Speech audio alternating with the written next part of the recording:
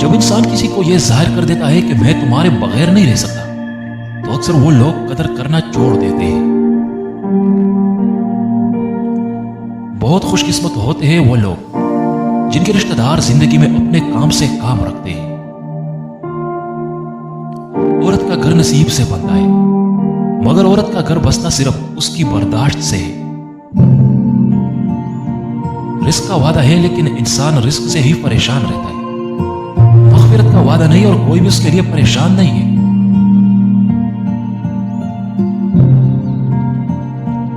जिन लोगों का आपने दिल दुखाया है, उन लोगों की खामोशी से डरो। अगर उन्होंने कुछ नहीं किया या कहा नहीं है, तो अल्लाह पाक जरूर करेगा। कमीने लोगों से बचकर रहो, क्योंकि कमीने लोग अल्लाह से भी नहीं डरते। जिंदगी में सही वक्त का इंतजार मत करो, क्योंकि सही वक्त नहीं आता जिंदगी। कुछ रास्तों की हकीकत इसलिए भी रब्बी करीम हमको दिखाता है, ताकि हम रास्ते से ही वापस मुड़ जाए।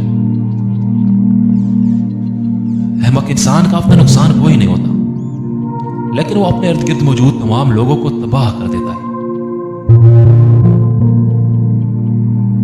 जिंदगी में वक्त अगर एक सा रहता, तो लोगों की पहचान कैसे हो? अपने अंदर उस खामी को ढूंढो जो तुमको कामयाब नहीं होने देती। इंसान हमेशा अपने किरदार से बड़ा होता है, कोई ओहदा हासिल करने से नहीं, क्योंकि ऊंचे मीनार पर बैठने से कौवा उकाब नहीं बनता। दुनिया का सबसे ताकतवर वो शख्स है जो ज्यादा तन्हा रहता है। अगर नमाज के अदा करने से तुम गुनाहों से और बुरे कामों से बाज आ रहे हो, तो जान लो तुम्हारी नमाज कबूल हो गई है। अक्सर रिश्तों के अंदर बस हमारे लिए इतनी गुंजाइश ही बचती है कि उनसे अलग हो जाए। अपनी ख्वाहिशात को दिल में ही मार डालो, अपने दिलों को उनमें ना मरने दो। दुआ के अंदर तासीर तुम्हारी तलब से आती है, और दुआ के अंदर ताखीर तुम्हारी बेहतरी के रीले होती है। बुरा वक्त भी कमाल की चीज है, साहिब जी जी करने वाले लोग भी तू तू करने लगते हैं। जो इंसान खुद गर्ज नहीं होता है, सास हमेशा वही करता है।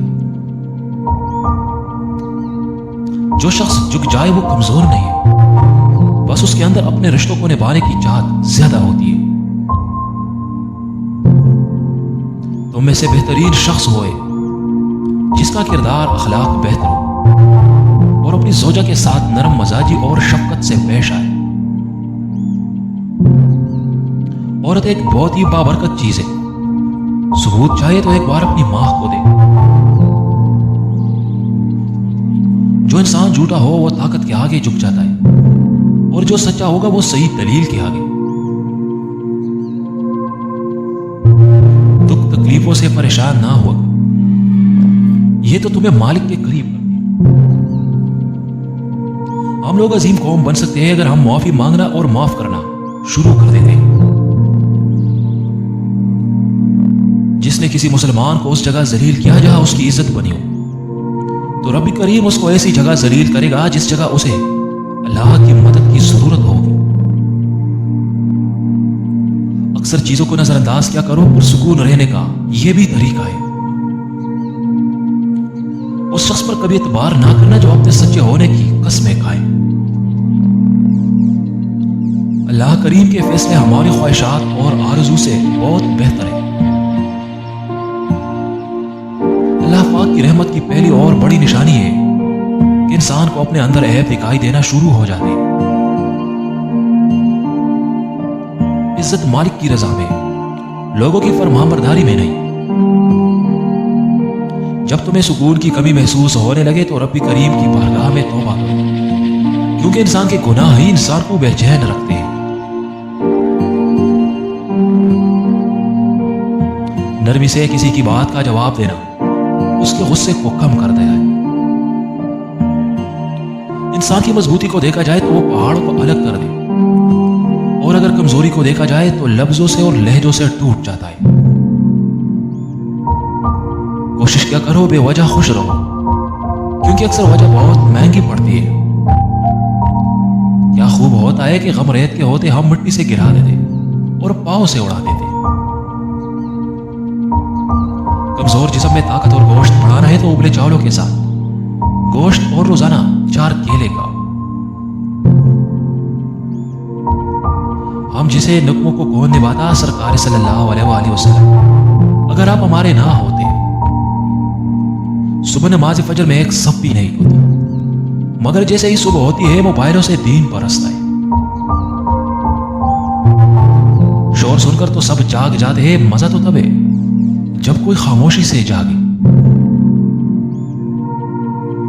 मुश्किलात ही इंसान को सिखाती है कि रब्बी करीम के अलावा कोई नहीं जो आपके साथ हो।